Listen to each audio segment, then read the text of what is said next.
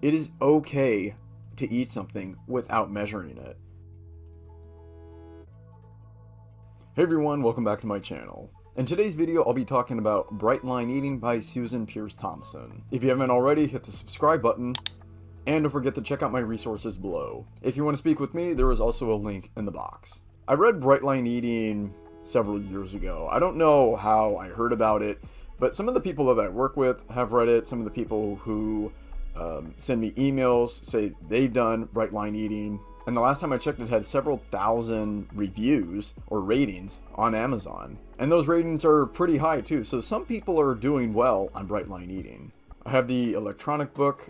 You can see it right there. The basic premise of the book is that there are certain boundaries that you do not cross. And in this video, I'll talk about what those boundaries are. Is Bright Line Eating the solution to binge eating and overeating? Let's take a look. Now, looking at the cover, it says Bright Line Eating, the science of living happy, thin, and free. This is going to set off the health at any size or the body positivity movement right away. Even I don't like that combination of adjectives, happy, thin, and free. Just because you are thin doesn't necessarily mean you're happy. You can have a great body and still not be happy. You can have a great body and still not be satisfied with your body. You can be thin and not necessarily healthy. You can overcome your eating disorder and still not be happy with your life. I would say your life will be better without it, but it doesn't necessarily mean you'll be happy. But if you aren't binging, if you aren't overeating, if you feel like you're in control of what you eat, you definitely have more freedom. You definitely feel like you are free. But just because you're thin doesn't necessarily mean you're happy or free. And not everybody is going to be thin. Even if you followed this program to the T, or you followed my program to the T, it doesn't necessarily mean you're going to be thin. Some people end up a little larger than others. Not everybody is going to have that slim hourglass figure. That doesn't mean you're destined to be fat or chubby or really overweight, but everybody has a different set range. I don't talk about set point, I talk about set range.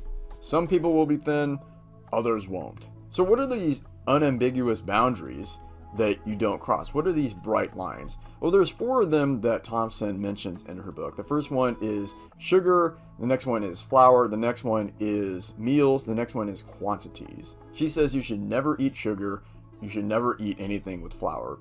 That might seem a little strict for some people, but I actually kind of like this. If you have a history of EDs, if you have a history of overeating, binge eating, it's probably best to not go back to the foods that you were binging on.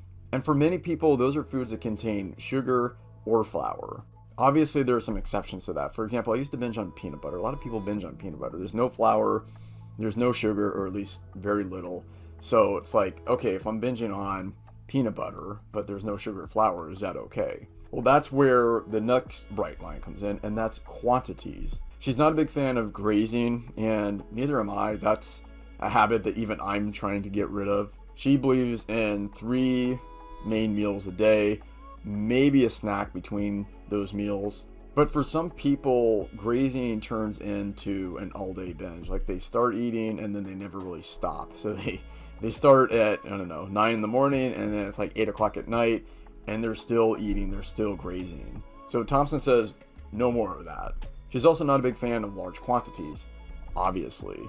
If you're eating large quantities of really healthy food, it's not really going to help your waistline. So cut the sugar, cut the flour, cut the grazing, and cut the large quantities. So that seems pretty reasonable. Let's keep moving here. She talks about these foods, these modern foods, hijacking your brain. I have a problem with that kind of language. Nothing can hijack your brain. It might seem that way. It might seem like you're on autopilot, like you're in this really frenzied state and you don't have control over what you're eating. But in the end, you press the green button. You're the one who says yes or no. And as I mentioned in my last video about Cheez-Its and other modern foods, these foods aren't the best foods if you're trying to lose weight or even trying to maintain weight. So I can understand why Thompson would want to create these bright lines. If you don't cross those bright lines, it's really hard to gain weight, and it's really hard not to lose the weight.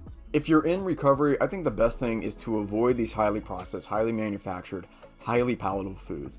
It is so easy to overdo it on chips or donuts or fast food or crackers or cookies. It's really hard to restrain yourself.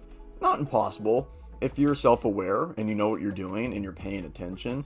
and you limit yourself to a reasonable quantity, it's not that bad. But I do like this idea of a bright line. You just never have sugar, never have flour. And that might seem depressing to you, but think about it. Can you live a happy life and a fulfilling life without cookies and ice cream? I think so. So the intuitive eating crowd, the food freedom crowd, will hate this book. Food freedom advocates say that you should have anything, you shouldn't restrict, you shouldn't say no to anything. If you crave it, you should have it, otherwise you'll binge in the future. Well, obviously that's not true with bright line eating. I think some people really do need those bright lines. Some people really need those strict boundaries. It's just like, no, I don't eat cookies. No, I don't have ice cream. No, I don't eat brownies. And then you just move on. You never have to negotiate.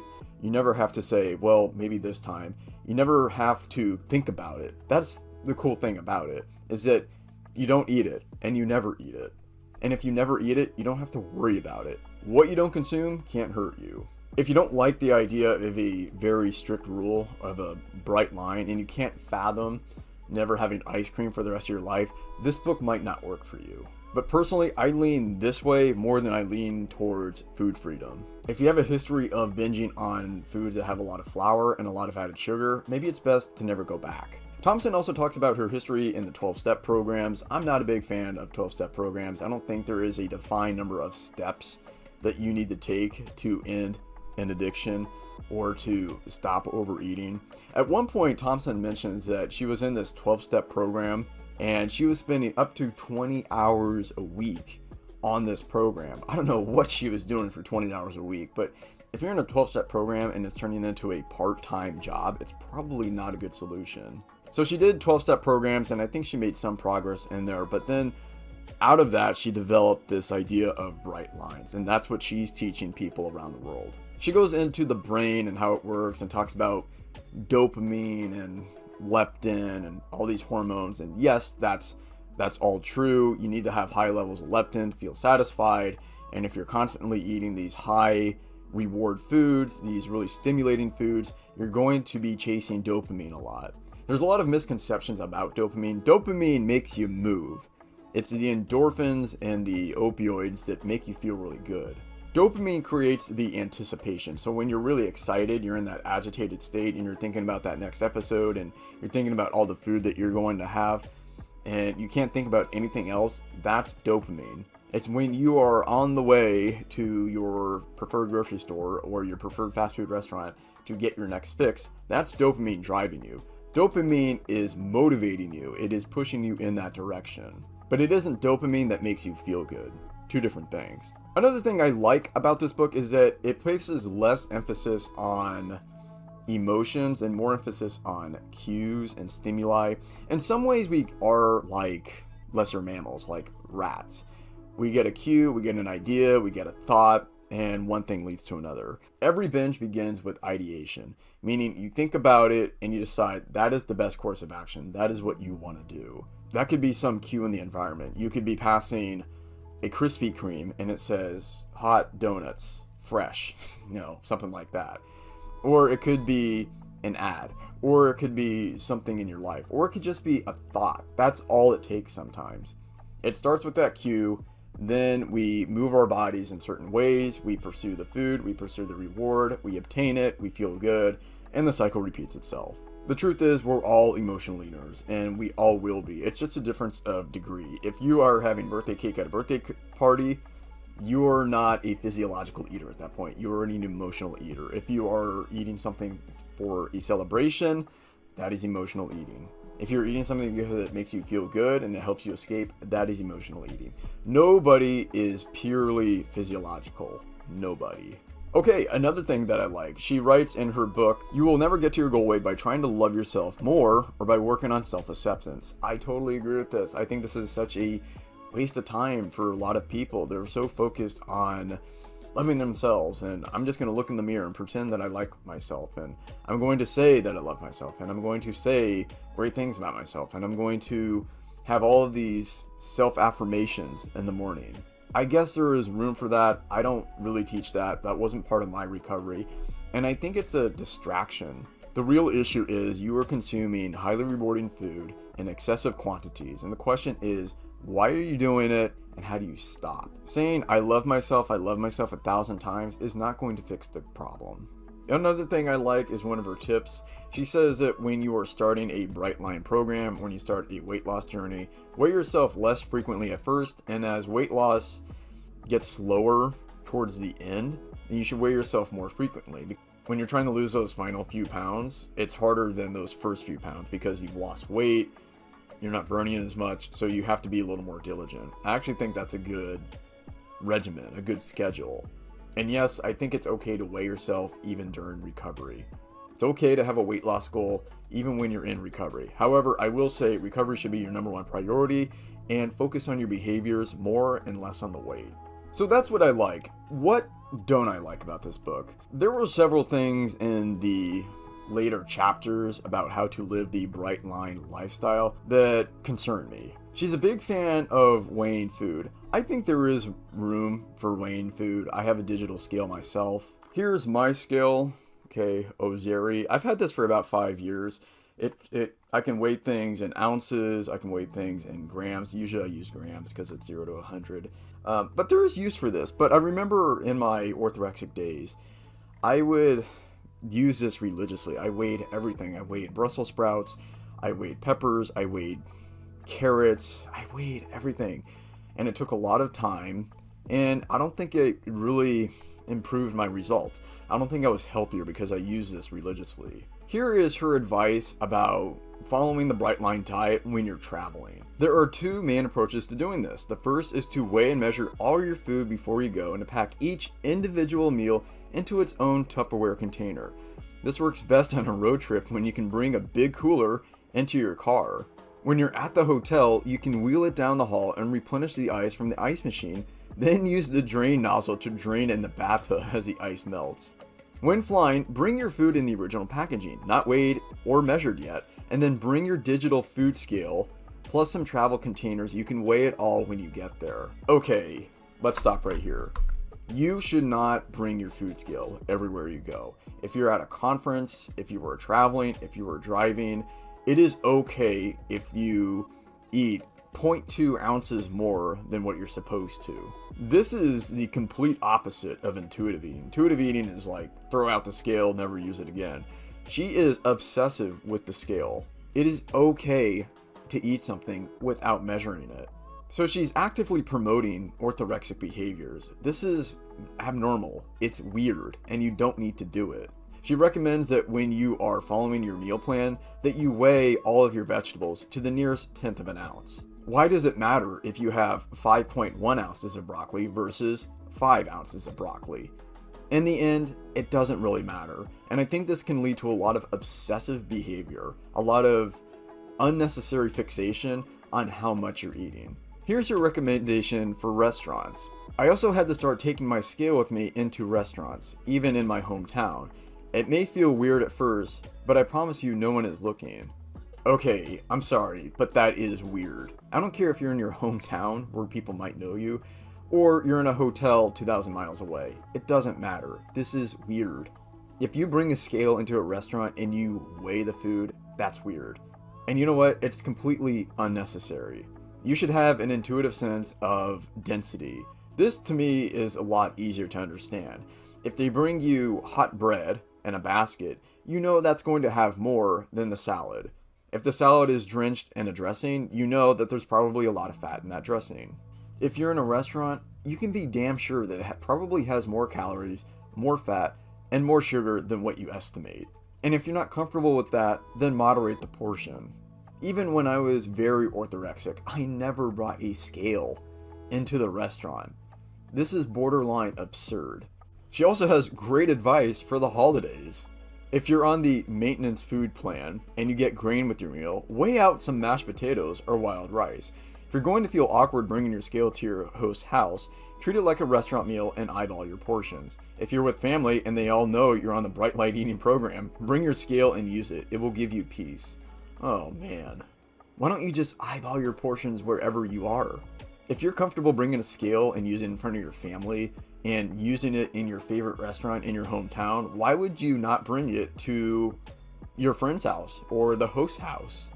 My advice, ditch the scale when you're going out. If you're making your own meal and you're at home and you just want to measure things and get an idea of how much a proper serving is, then a scale is a great tool. I am not against scales. There is a proper place and time for that. When you are at a dinner party or a social event at a restaurant, that is not the time to use a scale. So if you want to be super obsessive and super strict and you want to make your diet the number one thing in your life, this might be the program for you. If you're traveling and there are no good options, consider fasting for a day. Fasting is okay as long as you've been recovered for a while. Sometimes when I travel, I fast because there are no good options. Restaurants in the airport, the snacks on the plane, I'm always on the move. I'm never in a place where I can just sit down and enjoy a meal. I don't eat those days. Or if I'm at a conference all day and I'm going from here to there, I don't eat. It's okay. I would rather do that than sit there and weigh all my snacks. Throughout the book, she has case studies of some of her clients. One of those case studies was really creepy. I'm not going to say the name of the case study, you can read the book for yourself, but it says, "I have never been at my goal as an adult, ever. Now, I love feeling my rib bones and hip bones when I lie in bed. I adore finding new clothes." Okay, you love feeling your rib bones? If you can feel your rib bones, you are very lean.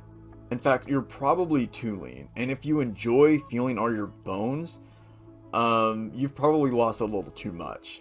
And if you love feeling your bones, check yourself. This is where I think weight loss goes too far. This reminds me of when I was orthorexic. I loved seeing my bones. I loved seeing that indentation in my face. I loved having that little thin neck. It was a form of body dysmorphia. I liked something that wasn't healthy. Nobody else thought I looked healthy. Nobody else thought I looked strong. Nobody else wanted to look like me. I was the only one who wanted to look like that. And yeah, I liked feeling my bones too. I liked feeling my bony prominences. It gave me this sense of validation and reward. And I think Susan Pierce Thompson is encouraging people to do that. When I read this, I thought, you are orthorexic. This is crazy. Why do we overeat? According to Susan Pierce Thompson, she writes, "That's when I really internalized the fact that we don't overeat because of palatability or mouthfeel, or because we love it. We overeat to scratch an itch in our brains." Yes and no. We overeat to get rid of that urge, to get rid of that craving, because we feel like we have to do it. But we also enjoy it too. We also like the palatable food. We also like that escape. We also like that alternative reality that we create for ourselves. We binge because it feels good. And when we do binge, we binge on stuff that is palatable, stuff that has flour and sugar, stuff that crosses those bright lines. The last point that concerned me was this. She talks about goal weight, and I think she's a little unrealistic about this. She says this, "Right off the bat, I will mention that your goal weight is likely going to be much lower than you think it is." I think the problem for a lot of people is that it's too low. If you're 44 years old and you're trying to create that body that you had when you were 18 or 19, it's probably not realistic. Your lifestyle is different, your activity level is different, your metabolic rate is different, your hormones are different. Trying to achieve that body that you had 20, 25 years ago is probably not realistic. And Susan Pierce Thompson says that it's probably lower than you think. If you've ever been in a right-sized body as an adult, even if you have to think back to high school, the weight you were at then is probably your goal weight. No, it probably isn't. If you're 150 now and you were 120 in college, why don't you try to get down to 140, maybe 130? That's my summary of bright line eating. What do I like about it? I like the idea of bright lines. I like the idea of not having sugar or flour. I actually prefer that more than food freedom. I think for a lot of people with a history of yo-yo dieting and binge eating, it's probably best to avoid whatever it was that you were binging on. If you have a history of binging on chips, it's probably best not to have chips. I like the emphasis on meals, whole foods, having less flour, having less sugar. If anything, Americans need to eat less of that. Less processed food, less palatable food, less added flour, less added sugar. We have too much of that in the food supply, and it's literally killing us. She's obsessed with the digital food scale, and she brings it everywhere she goes. She's obsessed with the exact portions of food, so she's very anti-intuitive. She's so exact that she says that you should have 5 ounces of broccoli, not 5.1 ounces of broccoli. She says that your weight loss goal is probably not aggressive enough. And then some of her success stories say that they love feeling their rib bones and their hip bones. In some ways, bright line eating supports orthorexia, or could encourage people to become orthorexic. You don't need to bring your scale everywhere. You don't need to weigh everything. If you eat a little more than what you expected to, it's okay. And if you have a little bit of flour and a little bit of sugar, it's probably okay. I love the concept of bright line eating. It's not going to work for everybody, but I think sometimes it goes a little too far. What do you think about bright line eating? Let me know in the comments below. Hope you found this video educational and entertaining. Don't forget to subscribe and check out my resources below. If you liked this video, I'm sure you'll like one of the other videos that you see on the screen. Click one of them and I'll see you there. And as always, eat the way you're designed to.